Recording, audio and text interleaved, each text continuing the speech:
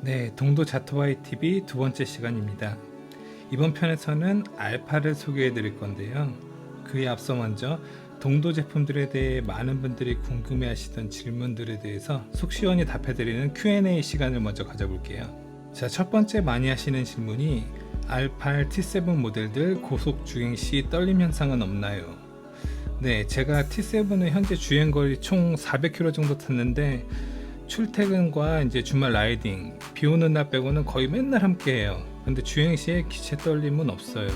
특히 고속 주행 시에는 기체 완성도의 진가를 발휘하는데 속도가 붙을수록 기체가 도로 지면에 착 붙어가는 승차감을 느낄 수가 있고요.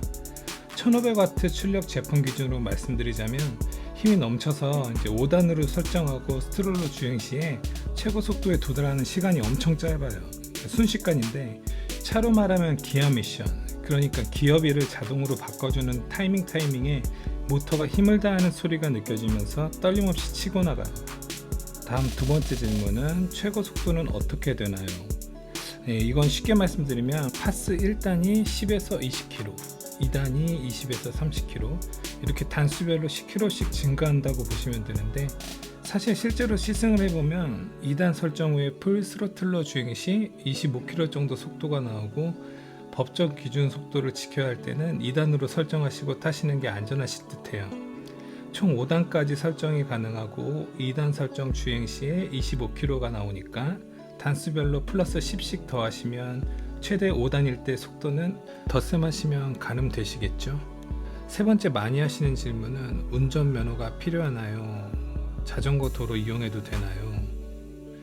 네, 운전면허는 꼭 있으셔야 되고요. 원동기 면허 또는 자동차 면허를 보유하고 계시면 됩니다. 헬멧만 반드시 착용하면 주행 중에 단속으로 면허증을 검사하는 일은 없는데, 혹시라도 발생할 수 있는 사고 시에는 무면허에 대한 처벌이 있으니까 면허는 필수사항이에요. 물론 사고 시 사고 과실 등에 대해서는 무면허와는 상관이 없이 잘잘못을 따져서 처리되지만 그래도 면허는 무조건 필수사항입니다. 그리고 자전거 도로 주행은 안 되세요. 자도를 이용하려면 기체 무게가 30kg 이하, 그리고 최대 속도 25km 제한이 되어 있어야 되는데 법적 기준으로 이게 속해 있지가 않아요. 미인증 기체라고 표현이 돼요. 하지만 자토바이류 자전거가 100% 공도로만 다닐 수가 없는 게 현실이에요. 횡단보도나 인도나 자도를 잠깐씩 오를 수밖에 없는데, 이거는 오토바이들도 마찬가지니까 다들 아실 거예요. 단 공도가 아닌 곳에서 어쩔 수 없이 주행을 하실 때에는 꼭 2단, 파스 2단으로 설정하시고 페달링을 해주시는 게 안전에도 좋고 주변 눈치도 덜 보이실 거예요. 보통 시선이 오토바이인가 이렇게 하다가 이렇게 페달링 액션을 하고 있으면 자전거구나 이렇게 생각하거든요, 사람들이. 이 자토바이류의 가장 위험한 부분이 이제 장점이자 단점으로 변칙작용을 하는데, 이게 뭐냐면 소리가 없다는 거예요. 소리가 없이 강하니까 그리고 조용하고 상대 측에서 대처할 시간이 없어요. 반드시 타시는 분들이 운전하는 우리가 시야를 넓히고 순발력 있게 운전하시는 게 최고의 방법인 것 같아요. 솔직히 자토바이가 인도나 자도에서 쌩쌩 달리면서 거부감 주는 장면을 저는 아직 보지를 못했어요. 자토바이 유저들은 보통 보행자나 다른 자전거 이용자들이 있으면 눈치를 보면서 이렇게 위협적이지 않게 다니려고 노력을 하세요. 근데 이게 겉모습이 오토바이스럽다는 이유로 다른 자전거 유저분들이 약간 돌연변이 취급을 하시는 게 현실이에요. 자전거 중에 가장 고속 주행으로 위협적인 주행을 하는 건 사실 로드 자전거들인데, 소리 없이 휙 공도 옆에를 막 지나가고 차들 옆도 휙 깜짝깜짝 놀라고 위험천만한 순간을 많이 보게 되는데, 하지만 로드 자전거보다도 더 위험한 게 이제 렌탈용 킥보드와 렌탈용 전기 자전거 타시는 운전 미숙한 라이더분들, 헬멧 없이 킥보드 타는 학생들, 심지어 두 명이서 막 타고, 이런 분들이 이제 90%가 헬멧을 안 써요. 아니 대부분 아마 헬멧 자체가 집에도 없을 거예요. 그리고 이제 킥보드 타는 중고생들 당연히 면허 없죠. 무면허죠. 그런데 심각성을 모르고 막 타죠. 이제 타다가 이제 아무데나 막 던져놓고 길거리나 도로나 킥보드 막 자전거 막 서 있죠. 그냥 서 있기만 해도 다행인데 막 널브러져 쓰러져 있고, 진짜 이래도 되나 싶을 정도로 이제 막 내팽겨쳐져 있는 모습들 많이 봐요. 자, 네 번째 질문은 보험 가입 여부와 차후 AS는 어떻게 해야 되나요? 네, 보험은 생산물 배상 책임보험 PL보험이 최대 10억 원으로 책정되어 있고 구매자분들은 누구나 보상 받으실 수 있으세요. 10억 원 한도 엄청 큰 거예요. 보통 한도 뭐 3억으로 많이들 책정하시는데, 최근에 전기 배터리 전기 자전거의 배터리가 폭발 사고 이슈가 있었는데, 만약 이런 사고가 발생한다 해도 동도 제품 유저들은 최대 10억 원까지 보상 받으실 수가 있는 거죠. 안심하고 구입하셔도 됩니다. 그리고 전동보험은 아직 보험사와 조율 중이시래요, 사장님께서. 좋은 조건으로 곧 체결될 텐데, 이거 사실 대인대물 전동보험이 타업체들 보험약관이랑 보상 금액들 한번 잘 살펴보세요. 이게 실제 보험으로 사고 시에 보상받은 사례들이 있었는지도 팩트 체크해 보시고요. 이게 자토바이 두 업체 정도에서 아마 이런 전동보험이 가입 가능하다고 광고하는 것 같은데, 그런 업체들에서 판매하는 자토바이 과연 보험이 그렇게 저희가 자동차 보험에서 자차 뭐 대인대물 이용하듯이 그런 보상을 받을 수 있는 걸까요? 보험사계사 피셜로는 보험 보장 내용들이 거의 90년대 보험 수준이라고 해요. 그런 업체들 요즘 이제 자토바이 판매하면서 보험 뭐 대인대물 가능하다고 하시는 업체들의 보험 약관 수준이 그냥 아직까지는 그냥 뭐 명분이죠. 그리고 AS 부분 많이들 염려하시는데 사실 염려하실 필요가 없으세요. 직구 제품의 협력업체 조립이라고 하는 부분들 10만원 아까우실 수 있으세요. 사실 조립할 게 없거든요. 이게 받으셔서 핸들 조이고 자전거 페달 돌려서 끼우시면 끝인데, 이제 어떤 자전거포 사장님께서 말씀해 주셨는데, 직구 판매하시는 분들이 협력점들 가맹 이제 연맹한다고 방법을 말씀해 주시는데, 그냥 무작위로 전화를 하신대요. 그래서 전화하셔서 자전거포에다 전화를 하셔가지고 10만원 보내줄 테니까 자전거 좀 직구 자전거 걸로 배송 좀 받고 조립 이것만 좀 이렇게 끼워주세요, 이거래요 이제. 그리고 협력점이라고 이제 사이트들에 올리시는 거예요, 판매자분들께서. 그냥 이거 조립비 10만원으로 근처에 이제 가까운 자전거 샵들 전화해 보시고 검색하셔서 그냥 아메리카노 시원한 거 한 잔 사갖고 가셔갖고 사장님한테 인사하고 안면 트시고 친해지시고, 그게 오히려 나으실 거예요. 그리고 차후에 펑크술이나 뭐 이런 것들 이제 비용들만 미리 한번 여쭤보시고, 이렇게 근처 자포들 섭외해 놓으시면 초보자분들도 이제 안심을 하시고 타실 수가 있으시니까요. 그리고 부품들 대해서는 동동사장님께 연락드리면 국내 부품 공장에서 바로바로 보내주시니까 부품 받아들고 가셔서 공인비만 주시고 수리하시면 걱정하실 필요가 없으세요. 자포들에서 자토바이들 꺼려 하시는 것들도 있는데, 그런 샵들 말고 안 그런 정상적이고 양심적인 샵들도 많이 있으니까, 이건 어차피 국내판 버전이나 뭐 제품을 매장에서 구입하셔도 똑같아요. 그곳에서 구입했다고 무료로 수리 절대 안 해줘요.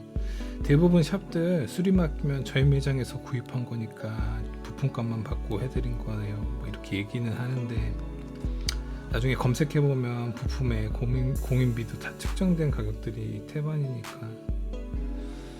동도 제품은 구입 시에 물론 초기 제품 분량에 대해서는 바로 교환을 해주시고, 이제 AS를 사장님께 여쭤보면 찾아가는 AS도 점검이 가능해요. 그러니까 직접 계신 곳으로 찾아가는 AS 팀을 보내서 그곳에서 점검을 해주시니까 그런 부분들도 가능한 부분들이니까 염려 마시고 구입하셔도 돼요. 직구 제품들에 대해서 안 좋은 AS 선입견을 동도 제품은 거의 다 깨우셨어요. 오히려 그냥 국내 제품들보다 AS가 더 월등한 부분들도 많아요. 그리고 얼마 전에 동도 제품 중고로 구입하시고 거래하신 분들 서로 이제 막 그런 분들끼리 분쟁이 있으셨나 봐요.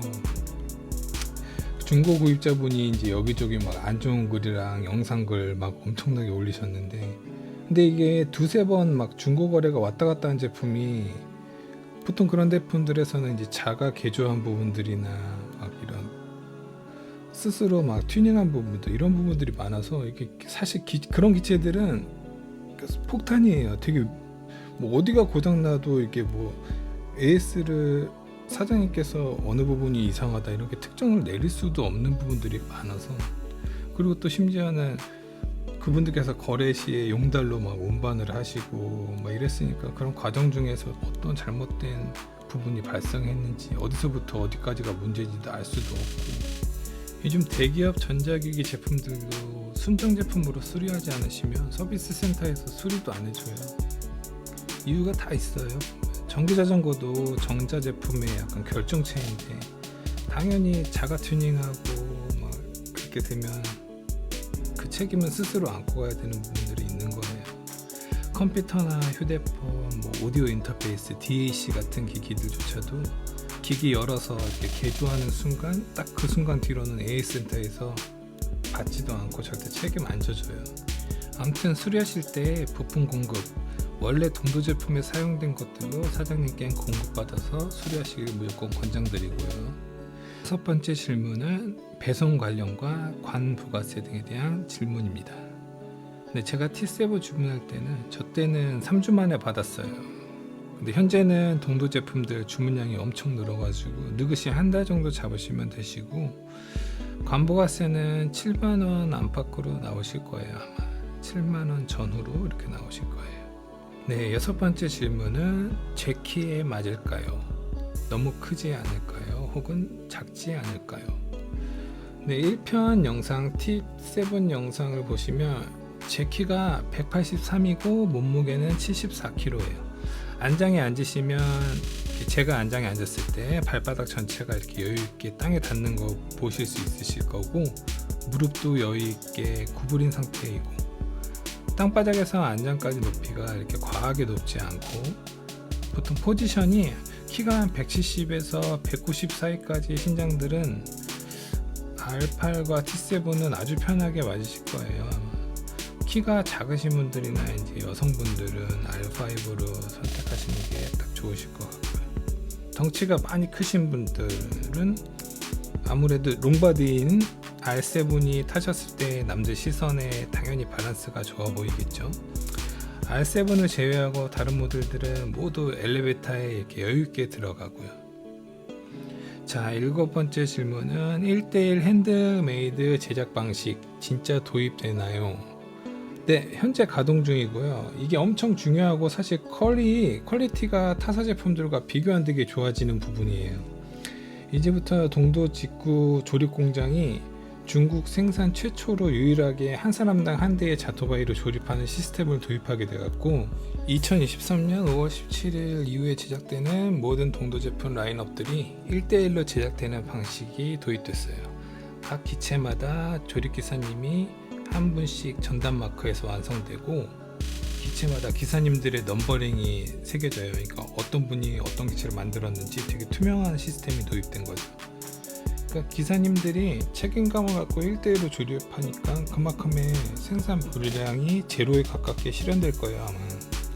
그리고 제작 과정에서 볼트랑 너트 조립에 막 오차가 있고, 보통 제품들 받으면 어떤 너트는 덜 조여지고 어떤 너트는 또 너무 과하게 조여지고 막 이렇게 천차만별이에요. 근데 이제 그게 자동차 공장들처럼 시스템을 도입해 가지고 기계들을 동도사님께서 공장들에 다 적용을 시키셨어요. 그래갖고 데이터대로 시스템이 컴퓨터에 표기되고 어느 볼트는 어떻고 어떤 볼트는 또 어떻게 조여졌고, 그래서 기계 자체로 점검화가 됐기 때문에 이제는 더 높은 퀄리티의 제품을 받아보실 수 있으세요. 이것도 자토바이 공장 최초로 도입하게 된 시스템이에요. 그러니까 기사님들이 1:1로 핸드메이드 조립 후에 다시 한번 기계화 점검 시스템을 통해서 볼트와 나사 점검, 배터리 점검, 프레임 점검, 브레이크 점검, 변속 기어 점검, 스로틀 점검 등 50여 가지 안전 점검을 거친 후에 고객님들께 배송이 되는 시스템으로 새롭게 이제 바뀐 거예요. 자, 여덟 번째 질문은 배터리가 얼마나 가나요? 몇 킬로나 타나요? 이거 진짜 애매한 질문인데, 이게 라이딩 습관이나 환경, 뭐 사용자분들 몸무게 변수가 되게 많지만, 일단 제 기준으로 정리를 해드리자면 저는 듀얼 배터리고요. 위에 25A, 아래 15A로 세팅을 했어요. 그 위에 이 배터리 25A만으로도 저는 주행거리 100km는 충분히 타는 것 같아요. 사실 아직 아래 배터리는 구입 후에 배터리를 충전 한 번밖에 안 했을 정도예요. 이게 배터리 효율이 진짜 에너자이저급이에요. 엄청 좋아요. 배터리 효율 자체도. 고속주행이 아니고, 완벽한 고속주행 위주가 아니고 파스 2단으로 뭐 페달링 설렁설렁 하면서 마실 다니실 거면 주행거리가 뭐 이것보다 더 엄청나게 늘어나겠죠. 자, 9번째 질문은 출력이 1500W가 어느 정도인 건가요? 750W도 괜찮을까요? 네, 1500W는 전격 1000W의 최대 출력이 1500W인 거고, 750W는 전격 500W의 최대 출력이 750W 출력인 건데, 와트 수가 높을수록 주행 중에 여유가 있긴 해요. 당연한 거예요, 이건. 사실 750W로만으로도 이제 힘은 충분한데, 이게 긴 오르막 고가도로나 경사가 막 많이 높은 지형 라이딩에서는 그냥 여유있게 1500W 모델을 선택하시는 게 좋으실 거예요.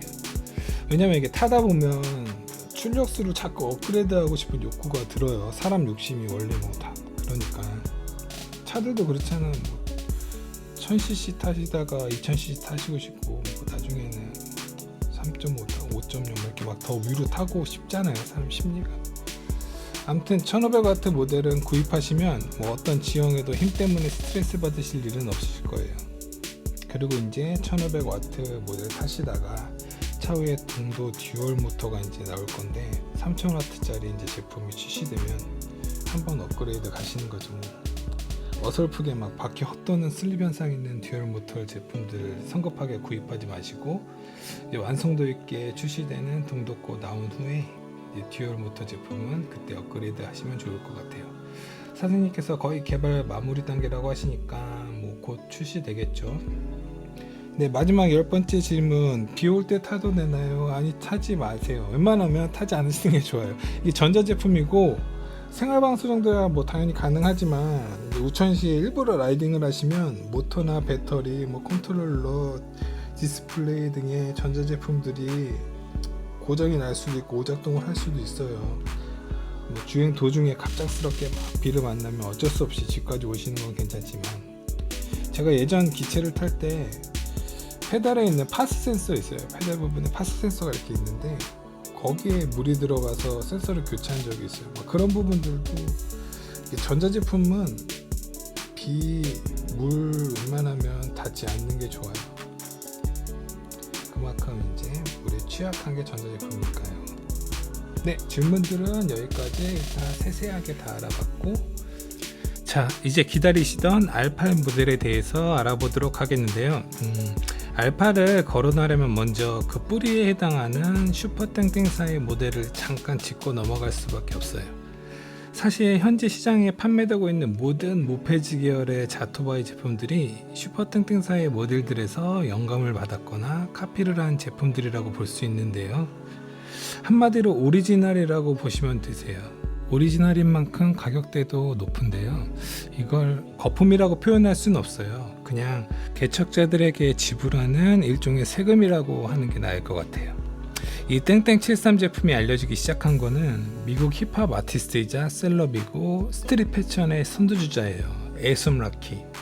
가수 리안나의 남편이기도 한데, 이 에솜 라키의 뮤직비디오에 이 자전거가 나오면서부터 세계로 퍼져나갔고, 이 밖에도 이제 저스틴 비버, 페리스 힐튼, 포스트 말론, 제이미 팍스 등 유명한 해외 셀럽들이 SNS나 뮤직비디오에 슈퍼땡땡사의 이 제품을 타고 나오면서부터 사람들은 더 이 제품이 열광했어요.